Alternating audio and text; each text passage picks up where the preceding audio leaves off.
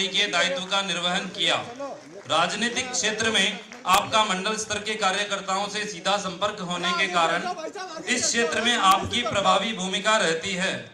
मुख्यमंत्री बनने के पश्चात वस्त्र नगरी भीलवाड़ा में प्रथम बार पधारने पर आपका कोटिशः अभिनंदन।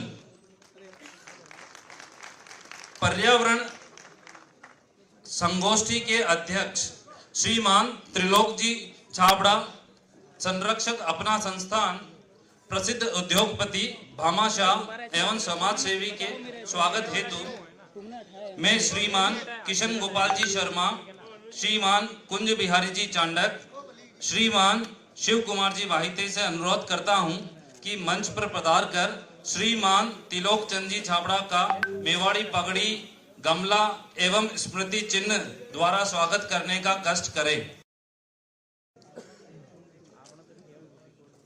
श्रीमान विनोद जी मेलाना, सचिव अपना संस्थान के स्वागत है। श्रीमान पंकज जी अग्रवाल, श्रीमान गौतम जी दुग्गड़, श्रीमान दिनेश जी राठी से अनुरोध करता हूं कि मंच पर पधारे एवं श्रीमान विनोद जी मेलाना का मेवाड़ी पगड़ी, गमला एवं स्मृति चिन्ह द्वारा स्वागत करने का कष्ट करें।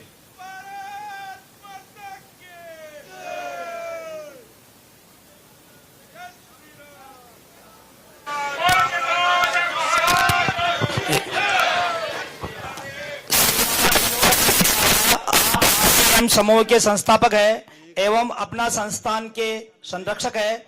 आप भीलवाड़ा शहर के प्रमुख समाज सेवी, पर्यावरण प्रेमी के रूप में करते हुए वृक्षावन, सघन वन तथा वृक्ष वृद्धि अभियान के साथ साथ भूलेखन प्रशिक्षण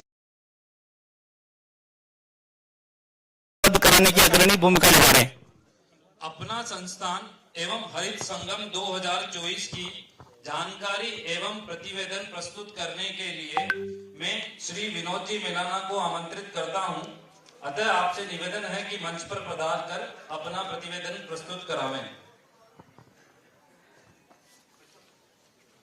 श्रद्धेय मंच, आगंतुक पर्यावरण प्रेमी बंधु भगिनी, बहुत अधिक औपचारिकता सब समाप्त करके सीधे विषय पर आने का प्रयास कर रहा हूं।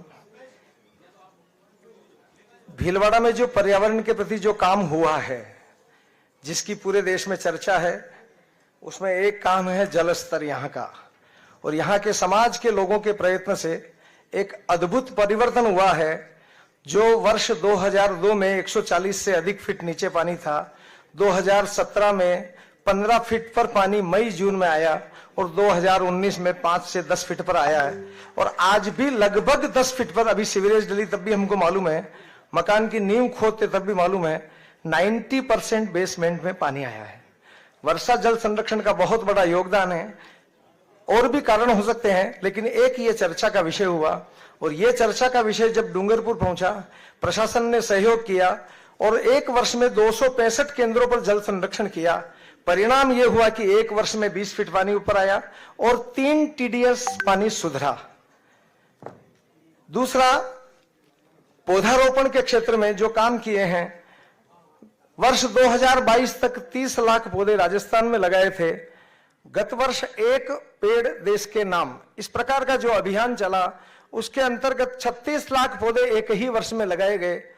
राजस्थान का जो पश्चिमी क्षेत्र है, विशेष रूप से पाकिस्तान बॉर्डर कह सकते हैं, उन जिलों में एक प्रभावी काम हुआ। 18 लाख पौधे उस क्षेत्र में लगाए गए। अब तक 66 लाख पौधे अपना संस्थान की तरफ से पूरे राजस्थान में, जिसमें सक्सेस रेट लगभग 80% है। भीलवाड़ा शहर में 3.25 लाख पौधे अब तक लगाए गए टोटल जल संरक्षण। और इसके अलावा विचार गोष्ठियां हमने जो की थी, 4 पर्यावरण एक्सपर्ट्स की गोष्ठी की, उसका निष्कर्ष आया 80% पक्षी फल खाने वाले समाप्त हो गए। समाधान क्या है? उसका मूल कारण है 12 महीने खाने को नहीं मिलता। फिर रास्ता निकला उसमें से सघन वन। जितने प्रकार के पेड़ लगाएंगे, 12 महीने पक्षी को खाने को मिलेगा, तो उसका रिजल्ट हम भीलवाड़ा में देख रहे हैं। आज से 15 वर्ष पहले कौवे नजर नहीं आते थे, और आज हम पुलिया पे चढ़ते हैं अजमेर वाली, तो हमको पर्याप्त कौवे नजर आते हैं। कारण है अब उनको 12 महीने खाने को मिल रहा है। तो ये जैव विविधता वाला जो सब्जेक्ट है, एक ही प्रकार के पेड़ लगाने से पर्यावरण का विनाश हो रहा है, ये समझने में भीलवाड़ा वाले बहुत आगे रहे। ऐसे ही अपना संस्थान ने 2018 में भी इस प्रकार का एक नवाचार किया, अपना नववर्ष अपना मेला। वो प्रयोग सफल रहा। उसके बाद ये हरित संगम का मेला हमने किया है। ये हरित संगम का मेला पर्यावरण संरक्षण गतिविधि की अखिल भारतीय योजना के अनुसार एक गत वर्ष जो हमने एक पेड़ देश के नाम किया था, इस वर्ष हम हरित संगम के नाम से करेंगे। ये पहला नवाचार 5 दिवसीय मेले के रूप में प्रातःकाल 7 बजे से मेला प्रारंभ होता, 10 बजे तक चलता, और प्रत्येक चीज पर्यावरण का पार्ट हो सकती है, चाहे हवन हो, चाहे योगा हो, चाहे सुंदरकांड की कथा हो, चाहे इस प्रकार के सारे प्रयोग हमने सामान्य व्यक्ति के मन में इस पर्यावरण के प्रति अवेयरनेस लाने के लिए एक आकर्षण, एक मेले के रूप में दिया। और इतना सुखद परिणाम मिल रहा है कि सामान्य यहाँ की जनता अपने उद्गार सोशल मीडिया के माध्यम से सब तक पहुंचा रही है। मैं अपनी बात यहीं समाप्त करता हूं। धन्यवाद। जय भारत।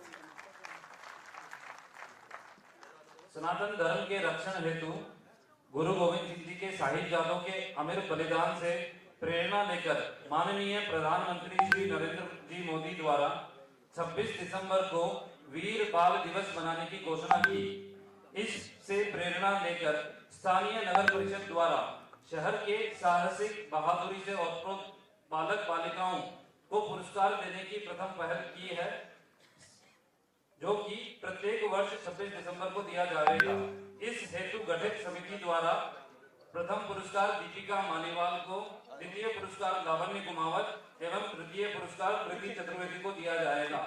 माननीय मुख्यमंत्री महोदय एवं मंचासीन अतिथियों से निवेदन है एवं साथ में श्रीमान राकेश जी पाठक, सभापति नगर परिषद भीलवाड़ा से अनुरोध करता हूं कि मंच पर पधारकर बालकों का उत्साहवर्धन कराएं। वीर बाल पुरस्कार विजेता सुश्री दीपिका मालीवाल प्रथम पुरस्कार ग्रहण कर रही हैं। प्रथम पुरस्कार के स्वरूप 15,000 रुपए स्मृति चिन्ह एवं प्रशस्ति पत्र प्रदान किया जा रहा है। द्वितीय पुरस्कार श्री लावण्य कुमावत, द्वितीय पुरस्कार हेतु 11,000 रुपए स्मृति चिन्ह एवं प्रशस्ति पत्र प्रदान किया जा रहा है।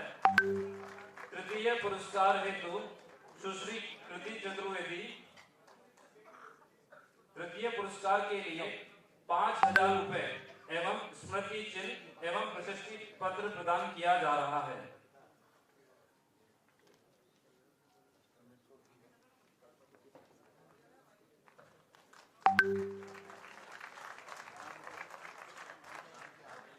आज के कार्यक्रम की अध्यक्षता कर रहे प्रमुख समाज सेवी एवं उद्योगपति श्री त्रिलोक चंद जी छाबड़ा से निवेदन करता हूं कि आप पधार कर अपने अनुभव साझा करावें।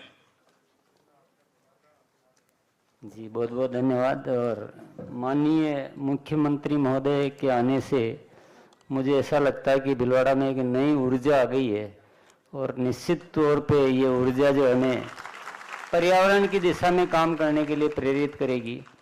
मैं आप सभी को पर्यावरण के फायदे थोड़े बताना चाहूँगा। शुरू में कुछ हम बिजनेस में या बहुत सारी चीज़ों में हम निवेश करते हैं ना, थोड़ा पैसा लगाते हैं, कभी शेयर मार्केट में लगाते हैं, कभी प्रॉपर्टी में लगाते हैं, कभी बिजनेस में लगाते हैं। पर मैं आपको बताना चाहूँगा कि पेड़ों में पैसा लगाइए, उससे बढ़िया निवेश कोई भी नहीं है।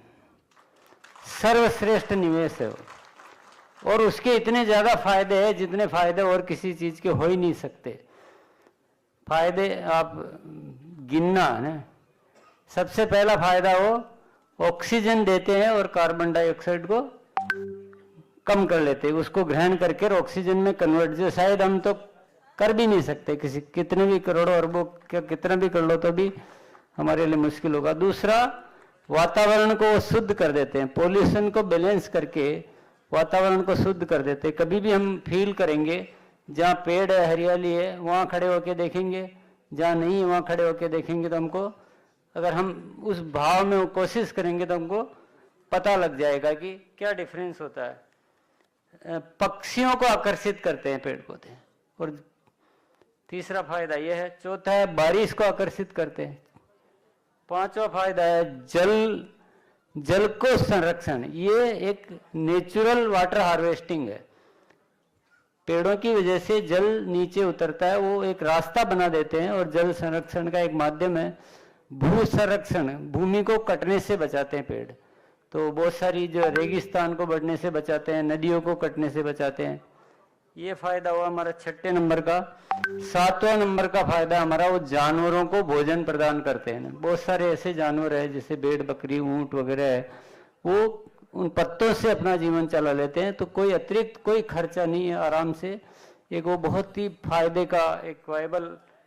8वां है फल और सब्जियां प्रदान करते हैं। एक बार मान लो आपने घर में अमरूद का पेड़ लगा दिया, लगा क्या, कुछ लगा क्या, 10-20 रुपए 100 रुपए लग सकता है, लेकिन जीवन भर में जो अमरूद देगा उसकी लागत हिसाब लगाइए आप, है ना।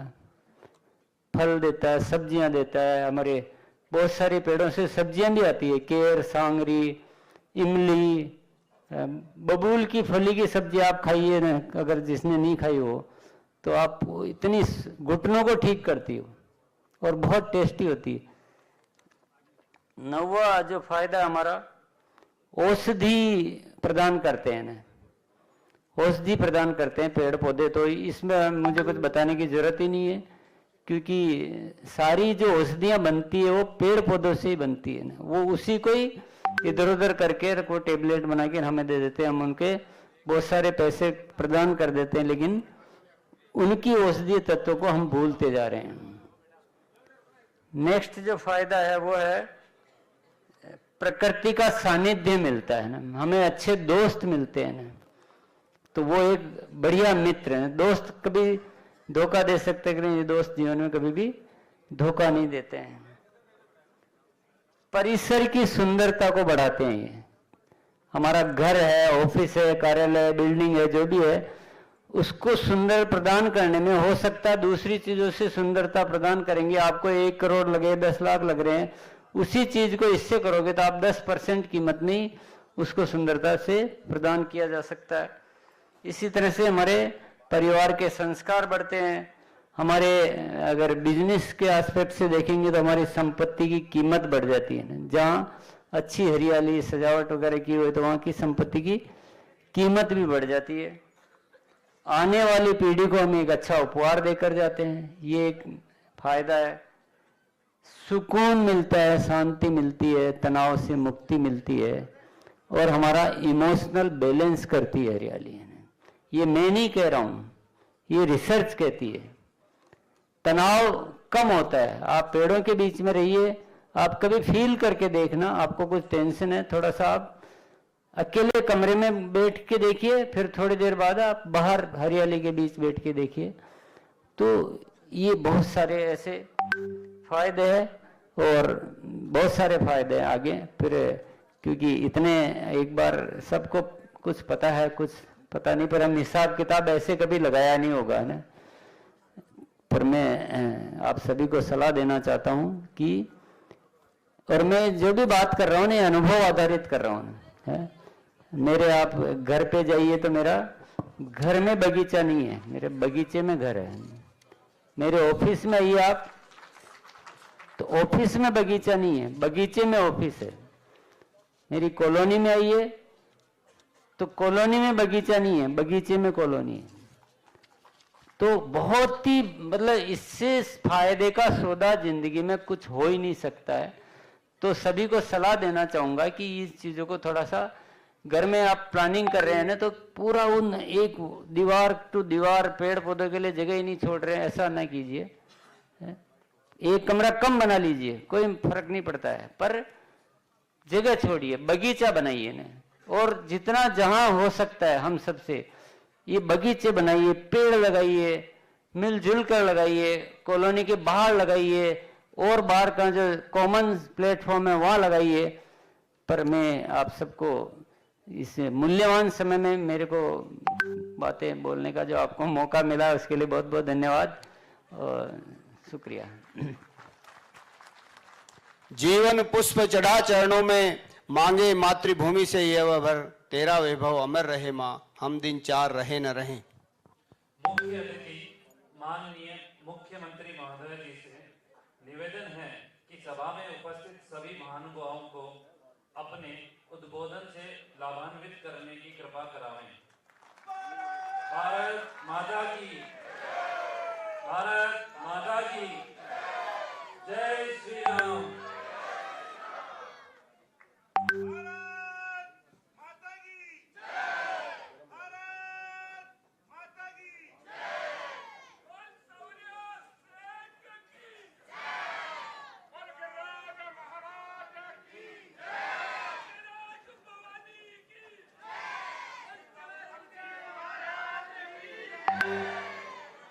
बोलिए भारत माता की, भारत माता की। आज के इस अपना संस्थान एवं नगर परिषद द्वारा आयोजित इस पर्यावरण संगोष्ठी में मंच पर विराजमान श्री त्रिलोक चंद जी छाबड़ा साहब, जो अपना संस्थान और मां अमृता देवी पर्यावरण नागरिक संस्थान के संरक्षक भी हैं, श्रीमान विनोद जी मैलाना साहब सचिव, श्री डॉक्टर शंकर लाल जी माली साहब कार्यकर्ता, राजकुमार जी बम साहब, सभी कार्यकारिणी के सदस्य, हरित संगम के सह संयोजक और इस संगोष्ठी में पधारे सभी पर्यावरण प्रेमी मेरे भाइयों बहनों बुजुर्गों और माता और बहनों, सबसे पहले तो मैं आप सभी को बहुत बहुत शुभकामनाएं देता हूं कि आज मकर संक्रांति का पर्व है, हम लोहड़ी मना रहे हैं। उसके लिए आप सभी को बहुत बहुत शुभकामनाएं, बहुत बहुत बधाई। और अब एक ऐसे कार्यक्रम में हैं जिसमें कि हम अपने आप में महसूस करते हैं, क्योंकि हम प्रकृति प्रेमी भी हैं और आज के इस समय में हम पर्यावरण के क्षेत्र में मैंने स्वयं ने क्या किया इसका आंकलन भी कर सकते हैं। मैं हरित संगम 2024 में पधारे सभी पर्यावरण साधकों को स्वागत करता हूं। सबसे पहले मैं वृक्षों को बचाने के लिए अपना जीवन बलिदान करने वाली मां अमृता देवी के चरणों में प्रणाम करता हूं। जोधपुर के खेजड़ी गांव में मां अमृता देवी बिश्नोई और उनकी 3 बेटियां सहित 363 लोगों ने वृक्ष बचाने के लिए अपने प्राणों की आहुति दे दी। हम सभी को इसलिए गर्व होना चाहिए कि वो मां हमारी राजस्थान की थी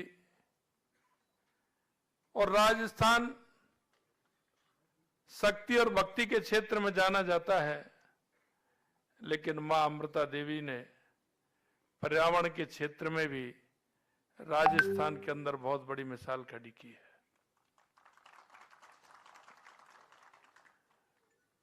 मां अमृता देवी से बड़ा कोई भी प्रकृति प्रेमी नहीं मिल सकता। मुझे खुशी है कि मां अमृता देवी पर्यावरण नागरिक संस्थान लाखों पौधे लगाकर पर्यावरण का संरक्षण करती है। पर्यावरण संरक्षण की हमारी महती आवश्यकता को देखते हुए हरित संगम जैसे आयोजन बहुत जरूरी हैं और मैं इन सभी आयोजकों को मेरी तरफ से बहुत बहुत धन्यवाद और शुभकामनाएं भी देना चाहता हूं कि उन्होंने 5 दिवसीय यह कार्यक्रम बहुत ही अच्छा भीलवाड़ा के अंदर उन्होंने संपन्न किया है। हम देखते हैं कि वैदिक काल के समय से ही हमारा पर्यावरण खास तौर पर वृक्षों का संरक्षण बहुत महत्वपूर्ण है। वैदिक सभ्यता की अगर हम बात करें तो प्रणेता ऋषि मुनियों ने हमारे वृक्षों के नीचे ही तपस्या की थी, और वृक्षों के नीचे तपस्या की तो आप के मन में भाव दूसरा पैदा हो रहा होगा, लेकिन वृक्षों से इस हर व्यक्ति को प्राण वायु भी मिलती है। वृक्षों से हमें ताकत भी मिलती है, और वृक्ष हमारे जीवन का हिस्सा भी है। वनों में, गुरुकुलों में महान शासक, राजगुरु, सेनापति से एक से एक बढ़कर विद्वान वृक्ष ही भोजन व्यवस्था और आवास के साधक, और उस साधना से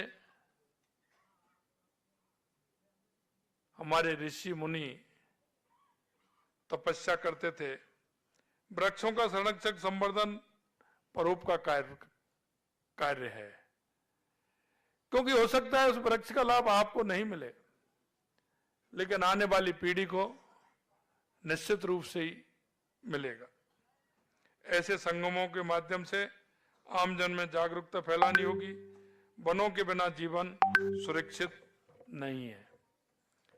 पर्यावरण संरक्षण केवल हमारी जिम्मेदारी नहीं, बल्कि हमारा खुद के प्रति, भावी पीढ़ी के प्रति दायित्व भी है। कुछ आसान से कदम उठाकर हम पर्यावरण को संरक्षित कर सकते हैं।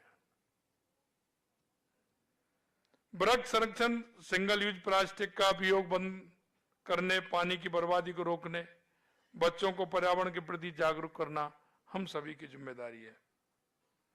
मैं आशा करता हूं कि हरित संगम में आप 2024 में जन जन तक ये पर्यावरण संरक्षण को लेकर एक जागृति पैदा करेंगे। हमारी प्रकृति, हमारी संस्कृति, मैं आपसे इसलिए कहना चाहता हूं, कोई भी जंगल में जाकर के आप अपने घर में बैठ करके आप देख सकते हैं, जंगल की व्यवस्थाएं हमारी प्रकृति की देन होती है। हम वृक्षों को भी पूजते हैं, हम नदियों को भी पूजते हैं, हम पहाड़ों को भी पूजते हैं। आपने देखा होगा जंगल के अंदर वृक्ष होते हैं, जंगल के अंदर वृक्ष जब होते हैं तो नीचे घास भी होती है, लेकिन छोटे जानवर भी उस जंगल में रहते हैं और बड़े जानवर भी रहते हैं। हाथी भी उसमें रहता है, शेर भी उसमें रहता है, लोमड़ी भी उसमें रहती है, खरगोश भी उसमें रहता है। लेकिन आपने देखा होगा, हाथी जब जंगल में जाता है तो वो भोजन ऊपर से प्राप्त करता है, डाली तोड़ता है, भोजन प्राप्त कर लेता है। लेकिन उसके पीछे का भाव एक और आप देख पाओगे कि जब वो हाथी चलता है तो बड़े बड़े वृक्षों की डाली तोड़ करके नीचे जमीन पर डाल देता है। और वो डालता इसलिए है कि जो छोटे जानवर हैं उनको ठीक प्रकार से भोजन मिल जाए, क्योंकि उस जंगल में छोटा जानवर जो रहते हैं उनके लिए भी भोजन की आवश्यकता होती है। तो हमारी प्रकृति है, आप देखेंगे छोटे छोटे जीव अगर आप देखोगे आप कि किस तरह से उनका भोजन है। हमारे पक्षी भी देखोगे आप, वो परोपकार का काम करते हैं। हमारी प्रकृति का अगर हम सम्मान करेंगे तो निश्चित रूप से हम और हमारे आने वाली पीढ़ी सुरक्षित रहेगी। आज इस बदलते हुए समय में बहुत बड़ी आवश्यकता प्रकृति को संभालने की रह गई है। हम सभी देखते हैं घर में अगर किसी तरह का कोई पौधा है, जब उसके नीचे हमारा कुर्सी लेते हैं या हम बैठने के लिए खाट या पलंग हम उसमें बिछाते हैं और उसके नीचे थोड़ी देर आराम करते हैं, तो दुनिया का सारा आराम उस पेड़ के नीचे लगता है।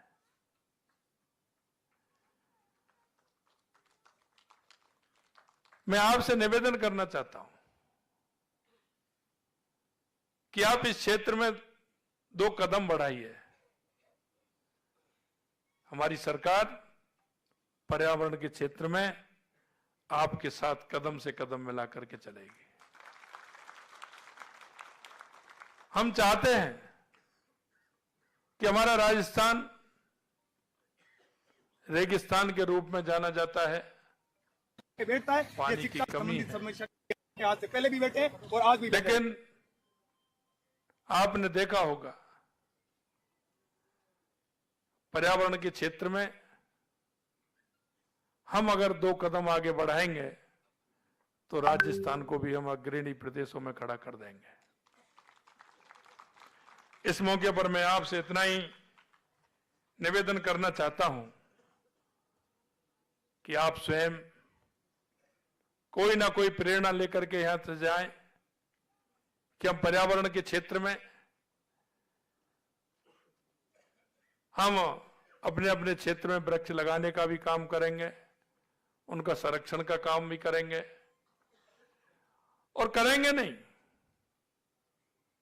हम लोगों से कराएंगे भी, क्योंकि पर्यावरण हमारे जीवन का संतुलन है, हमारे मौसम का संतुलन है, हमारी प्रकृति का संतुलन है। प्रकृति से अगर हम छेड़छाड़ करेंगे तो दिक्कत आएगी। आए दिन हमारे पेड़ कटते जा रहे हैं, जंगल कम होते जा रहे हैं, नदियां सिकुड़ती जा रही हैं। निश्चित रूप से ये चिंता का विषय है। हम सभी के मन में ये भाव होना चाहिए, मेरे घर के आंगन में कहीं ना कहीं मेरे घर में वृक्ष हो, मेरे घर में कहीं ना कहीं हरियाली हो। मेरे को जहां ऐसा लगता है कि जहां आवश्यकता है वहां ज्यादा से ज्यादा वृक्षारोपण करते हुए उनके संरक्षण का काम करें। कई बार हम देखते हैं संख्या के हिसाब से तो खूब आते हैं कितना वृक्षारोपण हुआ, लेकिन उसकी संरक्षण की जिम्मेदारी किसने ली है। पिछले दिनों में एक कार्यक्रम में था, हमारे जो सेवानिवृत्त हमारे कर्मचारी थे, अधिकारी थे, उनकी मीटिंग में था। मैंने उनसे कहा कि आपने पूरे जीवन भर अधिकारी के रूप में, कर्मचारी के रूप में आपने सेवा की है, लेकिन मैं आपसे और भी सेवा मांगना चाहता हूं कि आप अपने गांव में, अपने शहर में, अपने मोहल्ले में कहीं ना कहीं 5, 10, 11, 15, 21 पेड़ों के आप पालक बने।